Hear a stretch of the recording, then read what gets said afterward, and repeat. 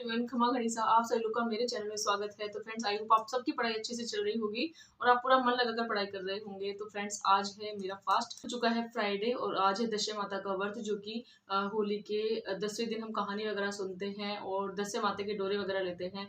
तो आज के दिन फास्ट करते हैं। आप में से भी बहुत सारे जो फीमेल्स होंगी या जो दशे माता का व्रत करते होंगे, तो बस आपको भी इसके बारे में पता होगा, ऐसी बात नहीं है। तो आज का जो आधा दिन है वो इसी तरह से बिजी रहने वाला है, लेकिन फिर भी हम थोड़ा सा जितना भी हमें टाइम मिले, हमें आज का दिन खराब नहीं करना है, पढ़ाई करते रहना है। तो फ्रेंड्स, आपको देने चाहूंगी कुछ कमेंट्स के जवाब। एक मेरे पास में कमेंट्स आया था कि दीदी आप शॉर्ट नोट्स बनाते हो या फिर डायरेक्ट बुक से पढ़ते हो, प्लीज आप रिप्लाई करना। तो देखो, आपको मैं कहना चाहूंगी, शॉर्ट नोट्स हम तब बना सकते हैं जब हमारा एग्जाम हमसे बहुत दूर हो या फिर हमारे पास में किसी भी एग्जाम की तैयारी करने के लिए 1-1.5 साल हो, है ना। लेकिन जब एग्जाम बिल्कुल, जब हमारे पास 3-4 महीने बचे हैं और अब हम शॉर्ट नोट्स बनाने बैठेंगे ना, तो सिर्फ नोट्स बनाते रह जाएंगे, हम कभी रिविजन नहीं कर पाएंगे। तो सच बताओ ना कि नोट्स बनाना बहुत अच्छा होता है, लेकिन उसकी भी एक स्ट्रेटेजी होती है कि जब एग्जाम में टाइम थोड़ा दूर होता है ना, तब जाकर रिवीजन करते टाइम नोट्स बनाए जाते हैं। लेकिन जब एग्जाम पास में हो तो उस वक्त शॉर्ट नोट्स नहीं बनाने चाहिए, क्योंकि मेरा ये मानना है कि जैसे हम बुक से पढ़ते हैं ना, तो बुक में ही जो हमारे सबसे पहला जो रिवीजन होता है, मोटे तौर पर पढ़ना होता है पूरी थ्योरी। फिर सेकंड बार में होता है कि हम दोबारा उसका रिवीजन करते हैं, तो थोड़ा थोड़ा जो हमें अच्छा लगता है, इंपॉर्टेंट बातें लगती है, उनको अंडरलाइन कर लेते हैं। फिर तीसरी बार का जो रिवीजन होता है, उसमें हम सारी इंपॉर्टेंट बातें हमें लगती है उनको अंडरलाइन करते हुए चलते हैं और साथ में एमसीक्यू वगैरह पे करते चलते हैं। और चौथी बार का जो रिवीजन है, उसमें जो हम हमारी जो भी अंडरलाइन किया हुआ है ना, उसको पढ़ते हैं, तो हमारा क्विक रिवीजन हो जाता है। तो बस मैं आपको कहना चाहूंगी, मैं हमेशा बुक से पढ़ना पसंद करती हूँ। ऐसी बात नहीं कि मुझे नोट्स बनाना पसंद नहीं है, नोट्स बनाना पसंद तो है, लेकिन नोट्स बनाने के लिए हमारे पास में टाइम भी होना चाहिए। तो अभी टाइम इतना नहीं है कि हम नोट्स बना सके। इंसानियत के नाते आपको कहना चाहूंगी कि जैसे एग्जाम बिल्कुल आपके पास में है, अगर आप नोट्स बनाओगे एक टॉपिक के, तो सच बता रही हूँ, आप पूरा सिलेबस भी कंप्लीट नहीं कर पाओगे। आप उनका थ्योरी पढ़ना तो दूर की बात है, उनका आप अपना सिलेबस ही कंप्लीट नहीं कर पाओगे, दोनों पेपरों का। तो बस कहना चाहूंगी, आप अपनी जो भी बुक है उसको पढ़ना शुरू कीजिए। मानती हूँ कि शुरुआत में पहली बार में बहुत देर लगती है हमें, धीरे धीरे हमारा रिवीजन होता है, धीरे धीरे हम पढ़ते हैं, लेकिन फिर भी दूसरी बार का जो रिवीजन होगा ना, वो थोड़ा सा स्पीड में होगा, ये आपको मैं विश्वास दिलाती हूँ। तो बस मैं आपको अगर मेरे बारे में कहूँ, तो मैं बुक से पढ़ना पसंद करती हूँ और नोट्स मुझे तभी अच्छे लगते हैं तो एग्जाम में टाइम ज्यादा हो और हम आराम से नोट्स बना सके, तब मुझे नोट्स बनाना अच्छा लगता है। जब भी एग्जाम हमारे पास में होता है, तो मैं बुक से ही पढ़ती हूँ, बुक में अंडरलाइन करते हुए पढ़ती हूँ। इसका आपको एग्जाम्पल देना चाहूंगी मैं। फ्रेंड, जैसे कि आपको बुक में दिखाती हूँ, मैं इस तरह से पढ़ती हूँ, आप देख सकते हैं मेरी बुक में लिखा हुआ, अंडरलाइन वगैरह करती हूँ मैं। तो इस तरह से मेरा पढ़ना होता है और आई होप आपको अपनी कमेंट का रिप्लाई मिल गया होगा। आपको भी यही कहना चाहूंगी कि अगर आपके पास में एग्जाम में टाइम कम बचा है, तो आप नोट्स मत बनाइए और आपको बुक में अंडरलाइन करते हुए पढ़ लीजिए, ताकि आप 1 या 2 बार रिवीजन अच्छे से कर सकें। एक मेरे पास में था, दीदी मूल किताबें कौन सी है, प्लीज बताना। तो मूल किताबें कुछ नहीं होता है, ये सब हमारे माइंड का एक गेम है, एक भ्रम है। सच बताऊं तो आपको मूल किताबें होती है, मैं मानती हूँ, लेकिन हमारी जो एस्पिरेंट की लाइफ है या फिर अभी जो एग्जाम में जिस पैटर्न से क्वेश्चन पूछे जा रहे हैं ना, उनको देखकर हमें घबराहट होने लग गई है कि हाँ, अब हमें मूल किताबें पढ़नी चाहिए।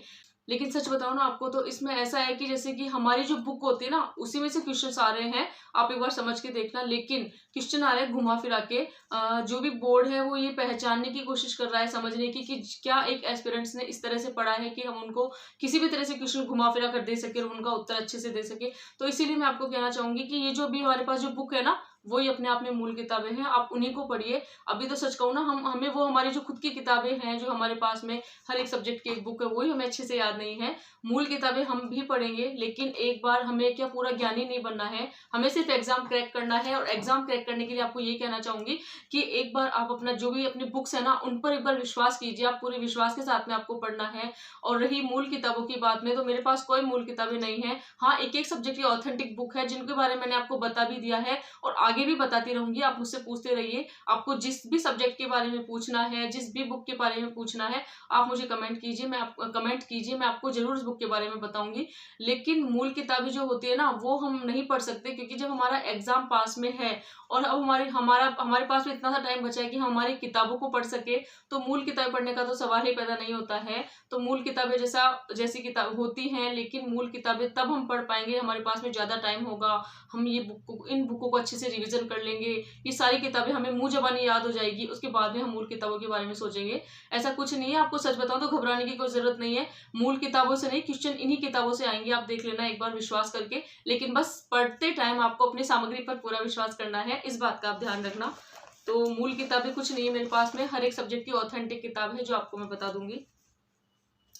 मैम जीके याद नहीं होता है और बुक से एकदम ही याद नहीं होता है, तो कुछ बताएं प्लीज। हाँ, ये आपकी बात बिल्कुल सही है। हर एक एस्पिरेंट को है ना मतलब ये वाली प्रॉब्लम आती है कि हम शुरुआत किस तरह से करें, कि जैसे वो पढ़ने लगते हैं ना, उनको इतना सारा मैटर लगता है जीके के अंदर भी है ना, तो फिर उनको ये लगता है कि क्या हम इसमें पढ़ें, क्या हम इसमें छोड़े, है ना। तो आपको मैं सच कह रही हूँ, एक बार आप कुछ भी मत करो, सिर्फ जैसे आप बुक खोलते हो ना, एक बार आप उनको इंटरेस्ट लेके पढ़ना सीखो, है ना। जैसे कि आप हिस्ट्री में कुछ पढ़ रहे हो, जैसे मान लो आप 1857 की क्रांति पढ़ रहे हो, तो एक बार खुद से आप सोचो कि हाँ 1857 की जब क्रांति हुई थी तो उस टाइम ये मतलब इसके क्या कारण थे, क्या तात्कालिक कारण थे, कौन से आर्थिक कारण थे, राजनीतिक कारण थे, अंग्रेजों ने ऐसा क्या किया था जिससे कि वो मतलब संधिया करने के तैयार हो गए थे हमारे यहाँ के राजा वगैरह। इस तरह से आप थोड़ा सा अपने अंदर इंटरेस्ट लाइए और उसके बाद में इस टॉपिक को पढ़ना शुरू कीजिए। धीरे धीरे आपको वो चीजें याद होने लगेंगी। जब पहली बार आप पढ़ोगे ना तो आपको थोड़ा कुछ समझ में आएगा, लेकिन दूसरी बार आप पढ़ोगे तो आपको बहुत अच्छे से समझ में आएगा। तो आपको घबराने की जरूरत नहीं है, हर एक एस्पिरेंट के साथ में ऐसा होता है, मेरे साथ में ऐसा होता है। लेकिन मैं क्या करती हूँ, अपने मन को कठोर बनाकर फिर पढ़ना शुरू कर देती हूँ। फॉर एग्जाम्पल आपको चीज बताती हूँ, मैं लेके आई थी ये भीनवाल वाली बुक है ना। अब सच कह रही हूँ आपको, जब मैं इस बुक को लेके आई ना तो मुझे ना बहुत घबराहट हो रही थी हर एक टॉपिक को पढ़ने में, और मुझे लग रहा था कि मैं किस तरह से इस टॉपिक को याद करूं और किस तरह से मैं अब इस किताब को कर पाऊंगी, है ना। लेकिन आप देख सकते हैं जिसमें चाहे मैंने इसको एक ही बार पढ़ा हो ना, पूरी किताब नहीं पढ़ी मैंने, इसमें कुछ कुछ टॉपिक पढ़े, 1857 क्रांति पढ़ ली, प्रजामंडल पढ़ ली, एकीकरण पढ़ लिया, है ना, और किसान जनजातीय आंदोलन, ये वाले टॉपिक इसमें इतने पढ़े मैंने, ज्यादा नहीं पढ़े इसमें अभी तक। वंश वगैरह कुछ नहीं पढ़े मैंने, मतलब मैं वंश वगैरह इसमें वैसे भी नहीं पढ़ूंगी हमारे, क्योंकि उसके मैं आपको बोलती हूँ ऑब्जेक्टिव क्वेश्चन से पढ़ती हूँ, उनकी ज्यादा नहीं पढ़ती मैं, वन लाइनर वगैरह पढ़ती हूँ बस। तो अब देख लो, ये वाली जो बुक है ना, इससे मैं खुद घबरा गई थी, आपको सच कह रही हूँ। हिंदुआ पब्लिकेशन की बुक है और राजस्थान हिस्ट्री की ये बुक है, राजस्थान का इतिहास, है ना। अब इस बुक को देखकर मैं भी घबरा गई थी, तो आपको बताना चाह रही हूँ मेरी घबराहट कैसे दूर हुई। मैंने क्या किया, फिर इस बुक का एक चैप्टर लिया मैंने। मुझे फर्स्ट टाइम में बहुत डर लगा, बहुत टेंशन लगी कि क्या मैं ये चैप्टर पूरा कर पाऊंगी, बहुत सारी बातें इसमें लिखी हुई है, तो मुझे लग रहा था कि क्या मुझे याद हो पाएगी। ठीक है, फिर भी मैंने अपने आप में हिम्मत करके फर्स्ट टाइम इस किताब का एक चैप्टर मैंने खोला, उसको पढ़ना शुरू किया। फिर उसके बाद में मैंने वो टॉपिक जैसे क्लियर हुआ, मुझे उस दिन उस टॉपिक को पढ़ने में 4-5 घंटे लग गए थे, है ना। फिर बाद में मैंने क्या किया, नेक्स्ट डे उस टॉपिक को फिर से पढ़ने की सोची, तो उस दिन मुझे लगे 2.5 या 3 घंटे, और फिर उसके नेक्स्ट डे मैंने उसको पढ़ा तो मुझे 1.5 घंटा लगा, और अब एक टॉपिक को पढ़ने में बहुत कम टाइम लगता है। इस तरह से क्या होता है, हमारी हर एक टॉपिक के प्रति समझ मजबूत होती जाती है, पकड़ मजबूत होती जाती है। तो किसी भी चीज से घबराना नहीं है। अगर आपको जीके याद नहीं हो रही है ना, तो आप एक बार पढ़ना शुरू कीजिए, आपको धीरे धीरे याद होने लगेंगी, और जितनी भी बातें हैं उस टॉपिक में आपके माइंड में स्थिर होने लगेंगी। लेकिन बस जरूरत है हमें कंसिस्टेंसी बनाकर धीरे धीरे डेली पढ़ने की। तो आई होप आपको आपकी कमेंट का रिप्लाई मिल गया होगा। हाँ, एक कमेंट आया था कि दीदी सब्जेक्ट को भी तो पढ़ना है, कि मैंने कल वाली वीडियो में आपको बताया था जीके फर्स्ट पेपर को इस तरह से 3 भागों में बांट लिया, आप है ना, सुबह, दोपहर और शाम को। बहुत सारे एस्पिरेंट को लगा होगा कि हम सब्जेक्ट को कब पढ़ेंगे, आपकी बात बिल्कुल सही है। लेकिन मैंने जो वीडियो बनाया था वो उन एस्पिरेंट्स के लिए बनाया था जिनको जीके पेपर से डर लग रहा है, जिनको जीके पेपर फर्स्ट का बहुत सारा सिलेबस बाकी है, जिनको उसमें कुछ नहीं आ रहा है, जिनको राजस्थान जीके भी बहुत ज्यादा बड़ा लग रहा है, जिनको इंडिया और वर्ल्ड का कुछ याद नहीं हो पा रहा है। तब मैंने उनको कहा था कि आप एक बार 7 दिन का टारगेट बनाइए और जीके के जो भी हमारा जीके फर्स्ट पेपर है उसको हम पढ़ना शुरू करते हैं। धीरे धीरे वो इनको अच्छा लगने लग जाएगा। हाँ, इस तरह से मैंने ये वाली स्ट्रेटेजी बताई थी। रही सब्जेक्ट की बात, तो आप सच बताना, जिनका भी सब्जेक्ट जो मतलब अच्छे से क्लियर नहीं है वो अपने जीके फर्स्ट पेपर को इतना टाइम ना दे। मैं यही कहना चाहूंगी, जिस एस्पिरेंट्स का जो भी सब्जेक्ट वीक है, चाहे सेकंड पेपर मान लो, चाहे जीके फर्स्ट पेपर मान लो, तो आपको क्या करना है, उस हिसाब से ही तैयारी करनी है। आपको क्या करना है, उस हिसाब से आपको तैयारी करनी है। अगर आपको लगता है जीके फर्स्ट पेपर आपका थोड़ा अच्छा है तो आप उसको थोड़ा कम टाइम दीजिए, आपके सेकंड पेपर को ज्यादा टाइम दीजिए। मैं हमेशा से ये कहती आ रही हूँ, आपको रेशो बनाकर पढ़ना है। अगर 6 घंटे सेकंड पेपर को दे रहे हो तो 3 घंटे जीके फर्स्ट पेपर को दीजिए, है ना।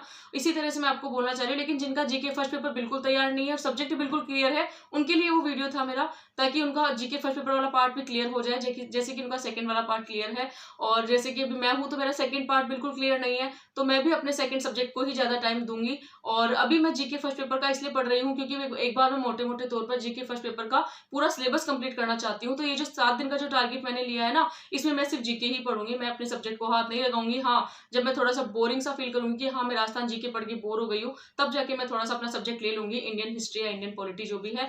लेकिन अभी जो है मैं अपने जीके वाले पार्ट को ही टाइम दे रही हूँ इन 7 दिनों में। और आपको भी कहना चाहूंगी जो अपने सब्जेक्ट है ना उस पर आप ज्यादा ध्यान दीजिए, और जो आपका वीक पॉइंट है, वीक सब्जेक्ट है, उस पर आप ज्यादा ध्यान दीजिए।